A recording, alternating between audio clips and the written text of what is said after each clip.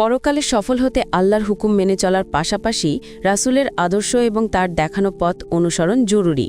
কেননা বান্দার আমলেই নির্ধারণ হবে পরকালে তার ঠিকানা জান্নাত নাকি জাহান্নাম। তাই বিভিন্ন সময় বর্ণিত হাদিসে উম্মতদের নানা বিষয়ে আদেশ নিষেধের পাশাপাশি উত্তম আমলের পথ দেখিয়ে দিয়েছেন নবীজি।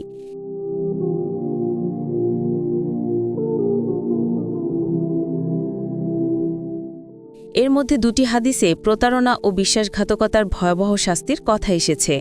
মুমিনের বৈশিষ্ট্য হল কোনো বিশ্বাস ভঙ্গ না করা এবং কারো সঙ্গে প্রতারণা না করা। মুনাফিকের চরিত্র এর সম্পূর্ণ বিপরীত। মুনাফিক অঙ্গীকার করলে তা ভঙ্গ করে।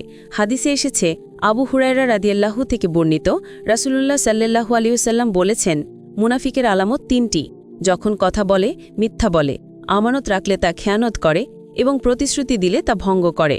বুখারী 2562।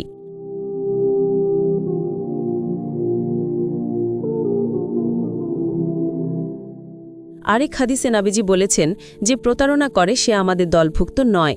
এদিকে আল্লাহর নাম ব্যবহার করে কারো কাছে ওয়াদা করার পর তা ভঙ্গের মতো বিশ্বাসঘাতকতার পরিণামও ভয়াবহ। কারণ কিয়ামতের দিন খোদ আল্লাহ তাআলা ওই ব্যক্তির বিরুদ্ধে অবস্থান নেবেন।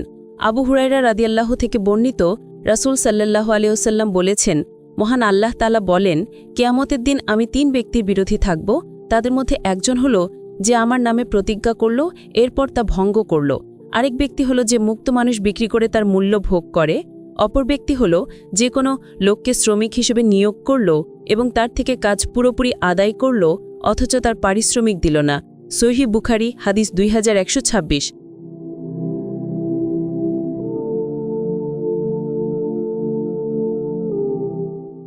আব্দুল্লাহ রাদিয়াল্লাহু থেকে বর্ণিত, তিনি বলেন, রাসূলুল্লাহ সাল্লাল্লাহু আলাইহি ওয়াসাল্লাম বলেছেন, কিয়ামতের দিন প্রত্যেক বিশ্বাসঘাতকের জন্য একটি করে পতাকা স্থাপন করা হবে এবং বলা হবে, এটা অমুকের বিশ্বাসঘাতকতার পতাকা।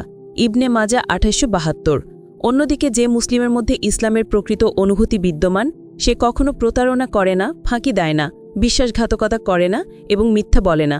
পবিত্র কুরআনে বর্ণিত হয়েছে, আর তোমরা ওয়াদা পূর্ণ করো, ওয়াদা সম্পর্কে অবশ্যই জিজ্ঞাসাবাদ করা হবে। সূরা বনী ইসরাঈল 34।